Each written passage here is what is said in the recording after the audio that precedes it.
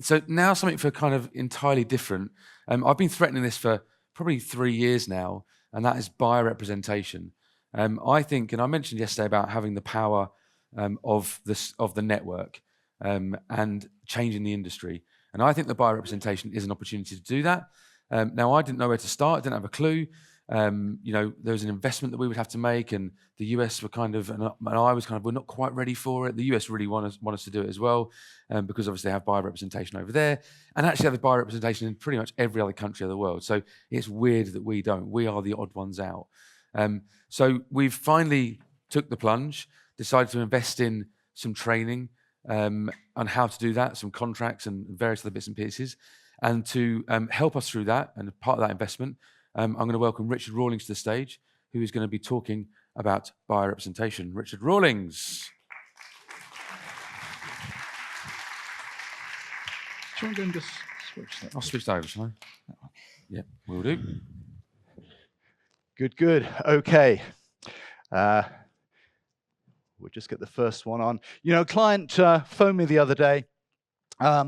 Was delighted, a client of mine, an estate agent, and they were absolutely delighted. They phoned up and said, Richard, we've got we've just got the figures in. We've got a 20% market share. 20% market share. I said, I'm so sorry to hear that. She said, no, Richard, no, 20%. We've never got 20% market share before. I said, yeah, but what that really means is actually that 80% of the population in your area prefer to do business with another agent. That's the reality. What went wrong? No, I didn't want to be a downer. I'm trying to get people, to be a bit more optimistic about things. But that was the reality of it. And so much of what we do, the problem is, relies on failure. Oh, there, Adam, there we go. Oh, yeah. Oh, that's what we're going to talk about. That's nice. Okay. So much of what we do, though, is based on failure, isn't it? That's the problem. There we go. And if you think about it, everything we put our attention to kind of fails. If you look at our, my clicker's not, there we go. If we look at our marketing, most of our marketing, 99% of it perhaps, when you send out a letter, you send out 100 letters, you might get one back that directly leads to business perhaps. Possibly, who knows? That's the vast majority of your efforts just don't work. What about your sellers? 96% of sellers, on average, 4% market share most agents have, 96% of sellers do not sell through you. That's a big failure rate. And what about your buyers? By the way, you can't influence any of these things. You can't influence really how your marketing works. You could make it a little bit better, get the wording a little bit better maybe. It might, you might slightly elevate it, that's fine, but you can't influence it as much as other things in the business. You can't really influence much more than those 4% of sellers who do business with you. You try your best. You can increase your conversion ratio maybe, perhaps in conjunction with your marketing. You might get that up a bit. But the fact is also 95% of your buyers do not buy through you. That be fair?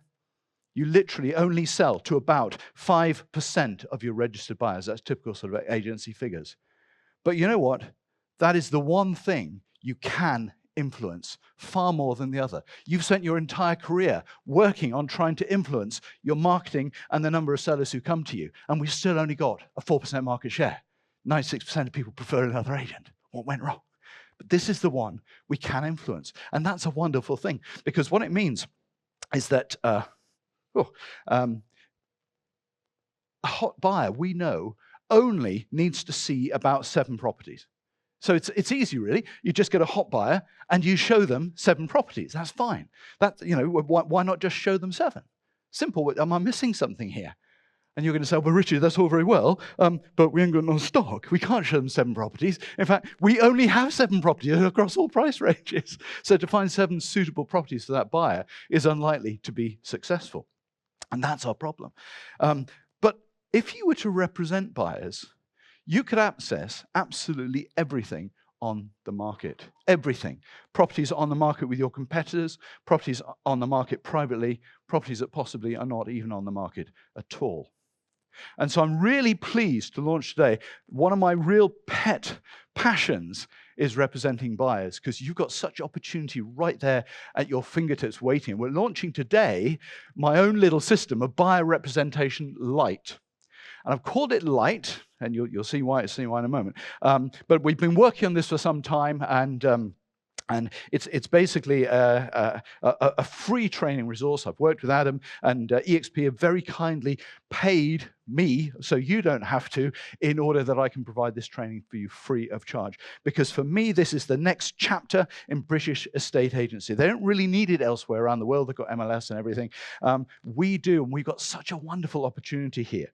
And so I'm just going to go quickly through it with you, because if you don't believe me when I say this will and can easily double your revenues fairly rapidly, I've got a number of clients that those who've embraced this are doubling their revenues, and it's quite enjoyable too. And so what's happening is, here we go.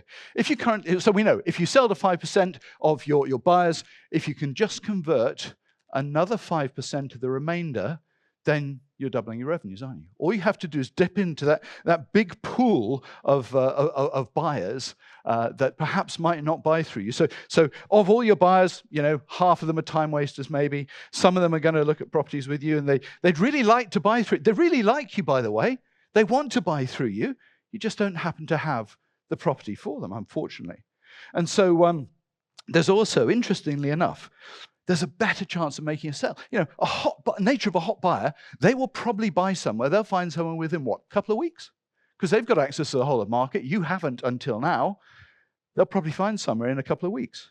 Hot seller will buy quickly, and they're very likely to buy as well. There's a high chance that a hot buyer, let's just look at the nature of a hot buyer, they've probably got nowhere to sell, or they're under pressure, they have to move for a real reason: life, death, children, divorce, jobs, financial difficulties, financial benefits, whatever it might be. They have to move. Something is prompting them to move. They will move, and they'll probably find somewhere because of that need within a couple of weeks. So a hot buyer is going to take action quite quickly. A hot seller, we really want to sell a house. We want a huge figure as well, and we'd love to sell it next week, but they'll probably wait 9 months. And then they might withdraw it, or they might change their mind. So a hot seller is not as hot as a hot buyer. We make our money off these hot sellers. We don't make any money off the people who are really going to make us some money, which is the hot buyers. That's an interesting one. So you've got a better chance of making a fee and faster with a hot buyer than you have with a hot seller. This is good news. For the remainder, we know that it doesn't really matter, because you only have to apply this to a certain number of buyers in your database. And I've called it light. My system is called buyer representation light for a reason. It is not a relocation service. You're not relocation agents. You're not search agents. In fact, a distinctive characteristic of this system is that you do not have to be the effective cause of sale. You do not have to go out and find properties for people. You might choose to, but frankly, they're going to find them out. How do you prove that you were the effective cause of sale with a buyer? It's quite difficult with access to everything online. So it's not dependent on that. All you have to do, in a way, it's a slightly different relationship, this. It's a bit like you are and in fact, as Lee said, and I always say, and agency trainers are saying this all the time, you ask a bunch of agents, what do estate agents do? They say, we sell property. And estate agency trainers say, no, we don't sell property. We help people move. Yes, Lee, that's what Lee was saying. We help people move. And that can redefine who we are and how we are. If our role is to help people move, and bear in mind, our role is to help people make decisions that are genuinely in their best interest, which without our involvement, they might have had difficulty making. That's the nature of our role, really, helping people to make the right decisions. And they'd love to make their decisions through us, but we haven't been able to offer them the property before. So what I'm suggesting in this context is we're going to be a bit like being their brother or sister in another part of the country, helping them move. If I've got a posting up to Manchester and my brother happens to live in Manchester, I don't want to be schlepping up there looking at properties every weekend, especially as I haven't told the children I'm moving yet. So why are you going to Manchester, Dad? It's a long way to go. I might have seen a property online I quite like. If my brother lives in Manchester, I'm going to say, hey Michael, I've seen this property on Rightmove. What do you think? And Michael just happens to be an estate agent in Manchester, and he says, oh, you do realize it backs onto the sewage farm. Don't touch it with a barge pole. Oh, thanks for saving me a journey there, Michael. Or he might say, actually, I sold it to that person the last time they moved. It's really good. Or he might say, yeah, that's really interesting. Would you like me to have a look at it on your behalf? Or if you're coming to see it, shall we do a second view together? And by the way, I'm a really good negotiator as well, because I'm an expert in the area. Would you like me to handle the negotiation? and I will only charge you a percentage of the difference between the asking price and the eventual sale price that my skills will get you. So we are in a helpful situation.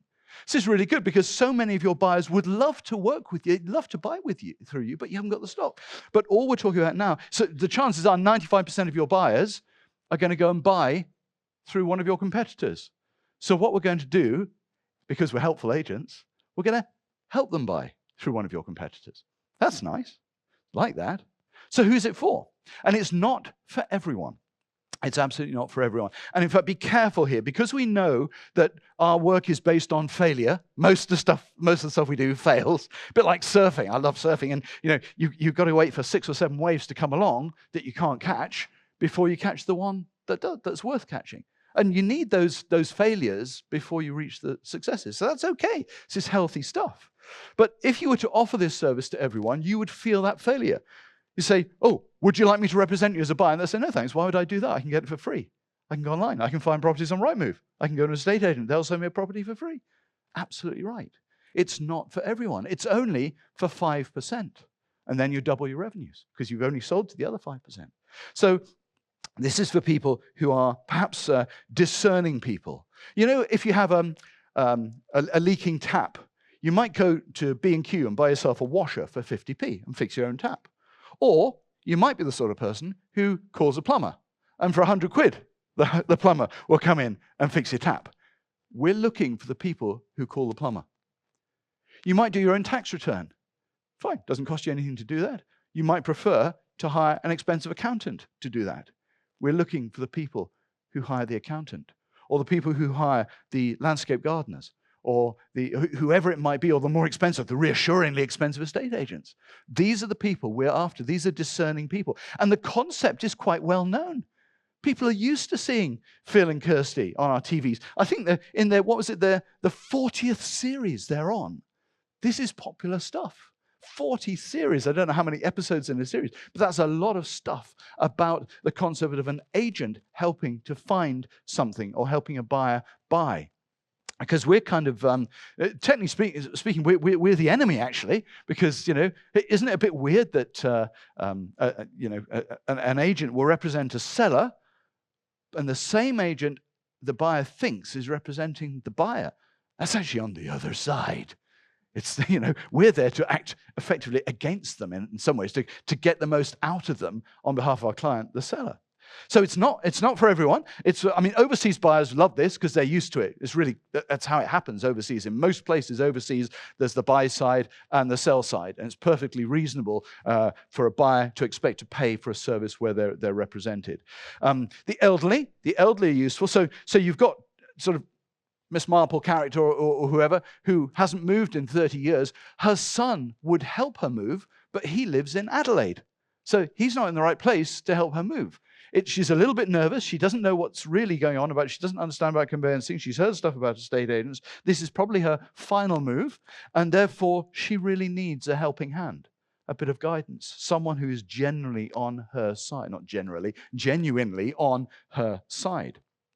Regular investors, people who like the fact that you've got the inroad into properties that perhaps they might not have otherwise seen. You've got the experience and the expertise and the knowledge to know what a property should be on the market for, should sell for, and therefore you negotiate for them, and you can help them with their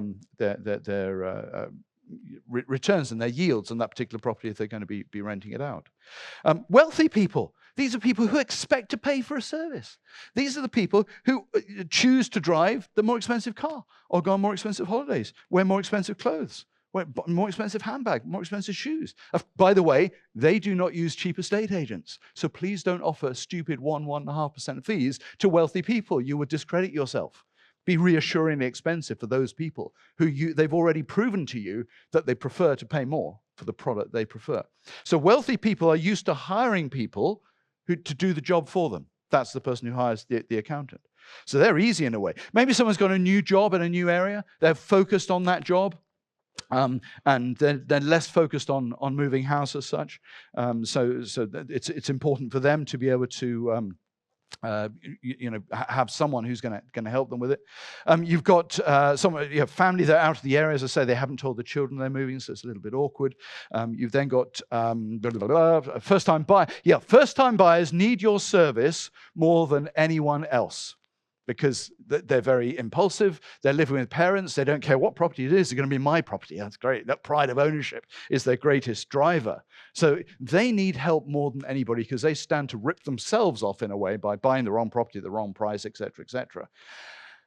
However, although they need this service more than anybody else, it's unlikely that you'll be offering this to them, because the nature of this wonderful additional service you're going to be offering, it's extracting more money out of the public into our industry. You're not taking this from the seller's side.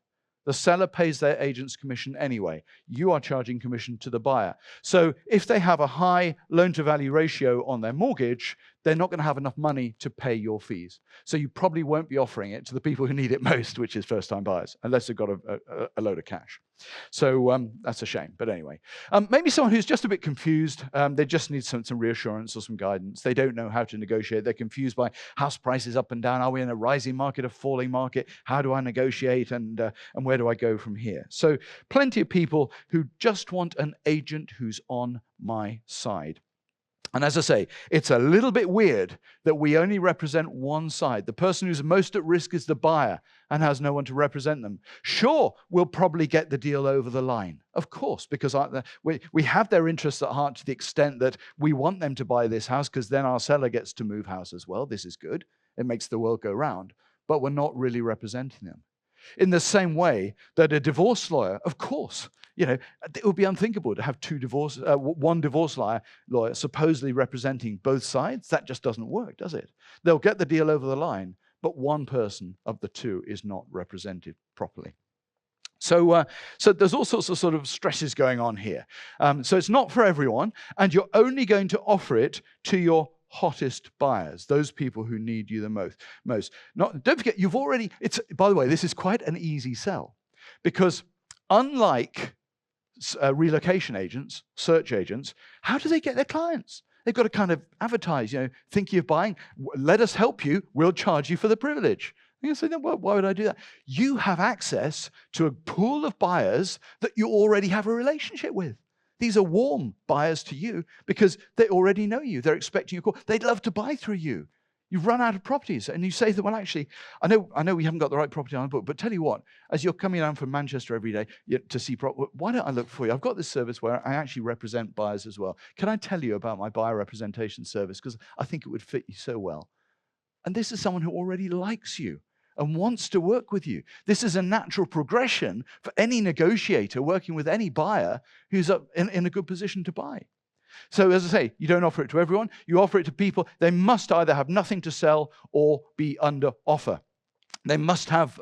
They must be perhaps under pressure. Perhaps they're either cash, maybe, or they've got a mortgage in principle.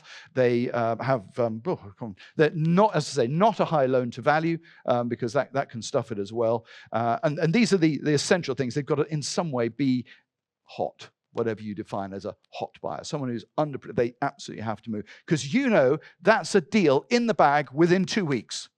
You can't say that of a regular sales instruction, can you? Hot buyer, yep, absolutely in the bag. So they're probably short on time. And it may well be, there's some possibles as well, that they're excited by off-market properties. They like the fact that you might have access to properties that they otherwise wouldn't have access to. And the fact also that they might be a poor negotiator. They'd like a deal of some sort. They don't quite know how to negotiate. They don't have the resources at their disposal as you do in terms of all the access to the data that prove. By the way, it's a lot easier and more fun to negotiate for a buyer than it is for a seller.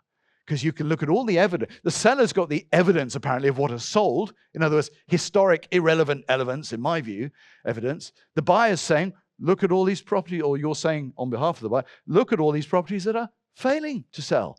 Clearly, they're overpriced. This is really useful information when it comes to negotiating on behalf of your buyer, your new client, to get the lowest possible price. Much more fun. So you could say it's good for one market, good for another market. I don't know. It's a bit of both. And a seller's market is fine because you can help a buyer find a property at that time when it's difficult to find buyers. You can give them access to off-market properties. This is really cool. You can now approach people off-market with your letter that says, hello, Mr. Home Seller. Yes, I'm an estate agent, but don't worry, I'm not after any commission. I represent a buyer who might be interested in buying your house. And if he does, I'm not going to charge you anything. Would that be okay with you? It's a good way of getting in. You can also use this in your regular pitches as well. So you're pitching for the business, you're just about to tie it up and say, by the way, I know our fees might be a bit higher than some of the others, but don't worry, it may be we won't charge you anything, because if one of our represented buyers wants to buy your property, then if you like, we can act for them technically, and we won't charge you anything. Is that okay with you? Yeah, they say. Of course they do. So that's a useful one of helping you to get other instructions on in the regular way. Your job is to help position the buyer as a really good buyer. On the training, you'll find we have an offer document where the buyer can make a written offer, or you make a written offer on the buyer's behalf that really shows that they mean business. And they're offering a deposit and all sorts of things that go with it. So instead of the agent saying to the seller, oh, hello, got an offer on your property? Yeah, sorry, I don't want to say that. No. But instead of just phoning an agent with an offer, they're saying, I have a formal offer here. It is this amount. I've got it on the table. It's got this condition, this condition. They're not worried about that. They know the window panes are shot, blah, blah, blah. And they'll exchange within whatever date of getting the paperwork. That's a much more powerful, empowered offer. So you're positioning the buyer now to be as good as they can be in the seller's eyes, which might just help them get a lower figure as well, which is where you come in. And the buyer's market, of course, slightly different. It's not about finding a property, finding a buyer for a property, because there's loads on the market. So your job is to help the buyer sift through those properties and work on a really, really good low price, because there's so much on the market. And so it's from that point of view, it's a no-brainer. And also, again, help the position, help the buyer be positioned well in front of the seller from the seller's point of view. Okay, so you've got 3 burning questions. We'll have some other questions in a minute. Firstly, hold on a second. How can I access my competitor's stock? That's a bit of a biggie. Can I use it to gain regular instructions? And what should I charge? Okay, we'll deal with all those briefly. Firstly, accessing your competitor's stock. Very easy. You've got a buyer. They want to see 23 Acacia Avenue. It's on the market with your competitor. You phone your competitor. You say, hello, competitor. I've got a buyer, retained buyer, who's interested in looking at your property, Acacia Avenue, 6 o'clock this evening. Can I make an appointment for them to see it, please? Hold on. What's the other agent going to say? Well, what I find in reality, in most cases, what they say is, of course you can come and see it. This is good. I still make my commission, that agent's saying, because I'm representing the seller. You're bringing a buyer and you're making your commission off the buyer. That's fine, because 2 fellow professionals working together to get this deal over the line. This is good. What's not to like? That's what most agents say. However, what about the agent who says, what are you doing even calling me? This is my instructor. And all that stuff. It's not going to happen. Big mistake, lady. Big mistake. Because what you then go and do, knock on the door. Hello, Mr. Seller. Sorry to trouble you. Richard here from eXp. Don't worry, I'm not after any commission. It's just I've got a buyer that is retaining me to help them buy somewhere. They've seen your property through your agent. They really like the look of it. I made an appointment for them to come round with your agent this morning. They wouldn't let us in.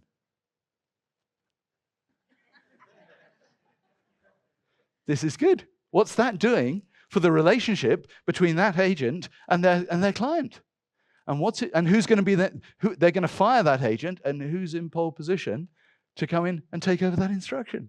This is all quite good, isn't it? Quite like this. So either way, it doesn't really matter. In most cases, I think you'll find agents are actually quite helpful, because what it is doing is introducing another revenue stream, in not just to your pocket, but into our industry that was never there before. We're not taking it from the commission that's already made by the seller.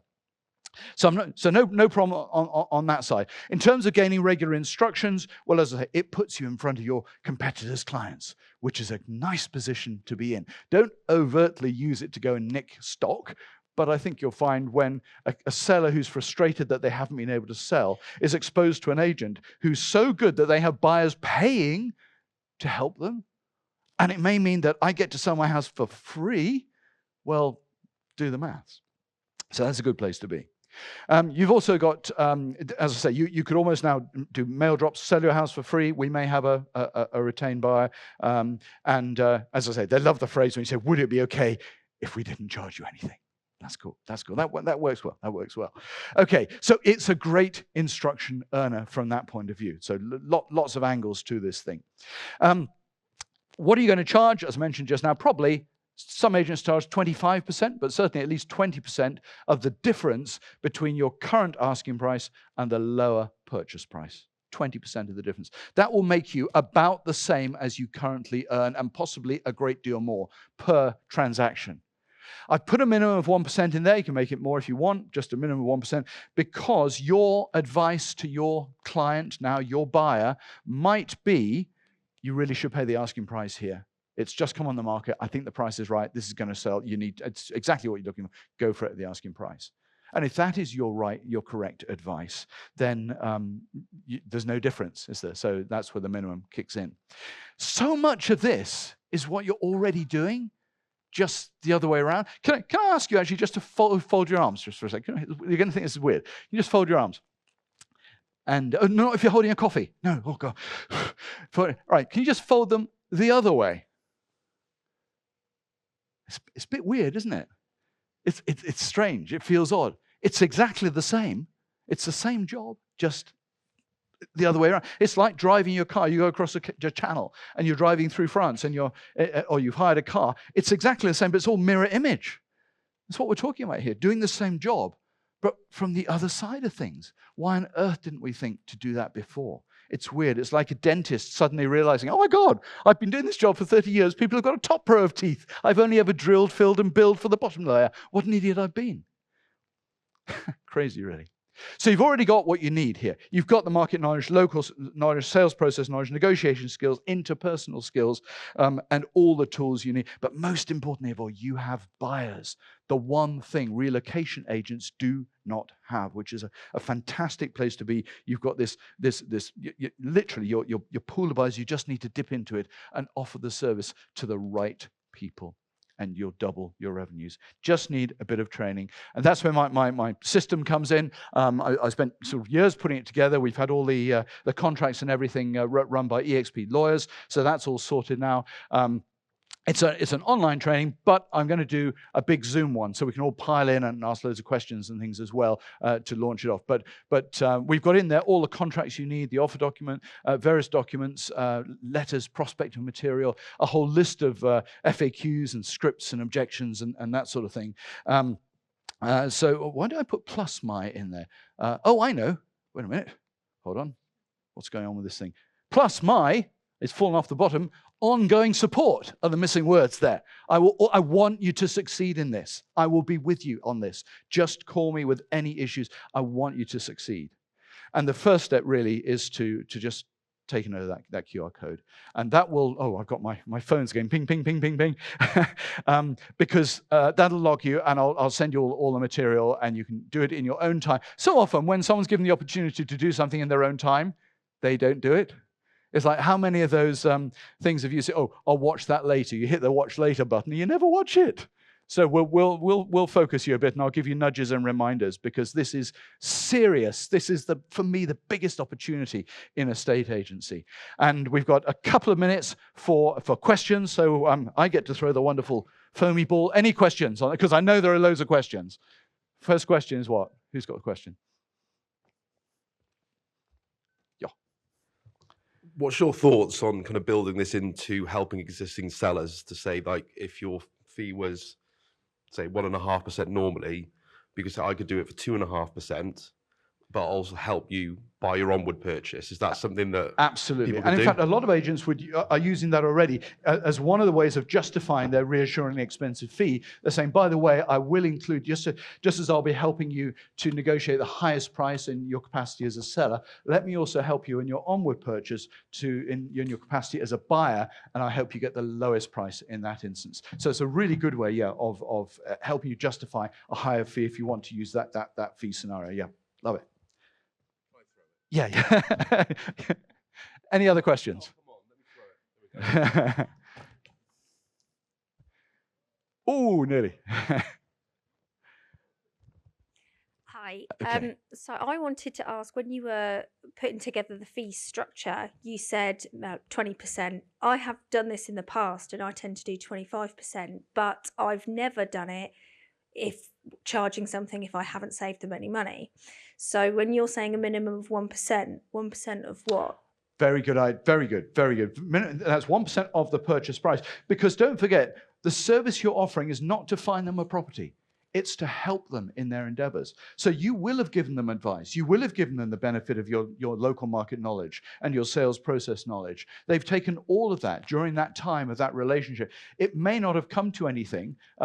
You may not have saved them anything, but as long as they buy, then, you know, there's going to be that 1% if they pay the asking price. So is your question, if they don't buy anything at all? How do you justify a fee? If they don't buy anything at all, you've offered it to the wrong person because they were not a hot buyer. And you'll be disappointed. You'll be another one on the failure there. You'll be 96%. Okay. So this is why part of the trade, we look at who to offer it to. Do not offer this to everyone. Hot buyers only. Thank you. Yeah. Gina. Not good Coming at from basketball. Cork this morning. Good morning. Yes, Richard from Ireland. I wanted to ask you, the market in Ireland is crazy hot. We've got stock levels at an all-time low, like 60% of stock compared to 5 years ago. And these basically have dropped to the floor with agents. Thankfully, we haven't gone down that road. But for buyers, right, I love this concept. I'd love to do it. So there's hardly any properties on the market. Yeah. The market is starved. It's easy for buyers to find the properties, and properties are selling anything between 10 and 20% over guide. Yeah. So it's Okay. very, very, very hard to save a buyer money. Yeah. Or for them to in see that the market. saving rather. Yeah. Yeah, absolutely. And I think in that market, it is difficult. And they feel they need your services because you're supposed to be the knight coming in shining armor to help them find a property that doesn't exist. Well, it may be you can, because what you can do in that scenario, if you look back at all your old valuations, for example, you say, hello, as you know, that we're really low stock at the moment. We have got a buyer that would be perfect for your house. And if they buy it, we're not going to charge you anything. Could that just prompt you to come to market? And there's a big saving for them. So a concept we mentioned just now can be used to perhaps bring people to market, which can be helpful in that situation. But in that instance, your minimum fee is probably going to kick in because you're not going to save them much. And where it is a property that's on the market, say privately, you'll need to get in writing what they expect for the property. It's good if that comes from the seller because it's going to be a high price. And then you might negotiate a lower figure below that. Yeah. Thank you. Lovely. Thanks. Do you want to?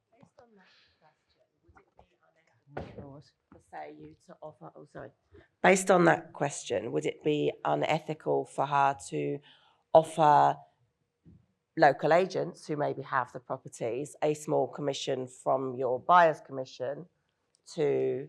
No. Good question. Okay. I was hoping someone would bring this up and conflict of interest and this sort of thing. Absolutely not. Just as it would be unethical to take to share the fee as we do now with the buy side as such. You represent them; they pay your fee. The minute there is any transition of any money one side to the other, you've got a major conflict of interest situation. And even to the extent that there have been court cases proven where if you've said to a client of yours, "Hello, Mr. Client, seller, I've got a client who'd like to see your property at 6 o'clock this evening. Can I bring them around?" All fine. Sale goes ahead. And the seller says, "I'm not paying your fee because you told me it was a client. And if they're a client, how can I also be your client?" And they've won. You'll be very careful with that terminology. Who do you represent? A couple more questions only, I think. Sorry, we're running a bit over. Yes. So I initially started my agency using buyer representation. Okay. But I very much fell into it. So a lot of us in the room would have had phone calls from deal sources. When explaining this whole situation, especially to investor clients, how would you suggest making that clear difference that you're not someone who's been on a weekend course and you're now going out and buying properties? You are a professional in the industry saving people money. Very good, very good.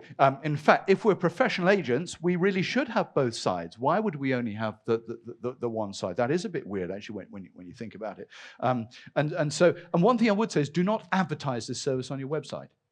You know, because that confuses sellers. Well, who do you represent here? What's going on?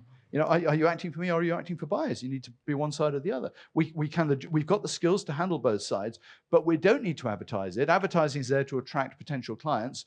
We've already got your potential clients. You've got 200 buyers on your database, and you should easily be able to convert 5% of them and double your revenues. So we'll leave it at that. We're out of time. As I say, do the training. Let's work together. Let's make this work for you. I really want it to work for you. Fabulous. Okay.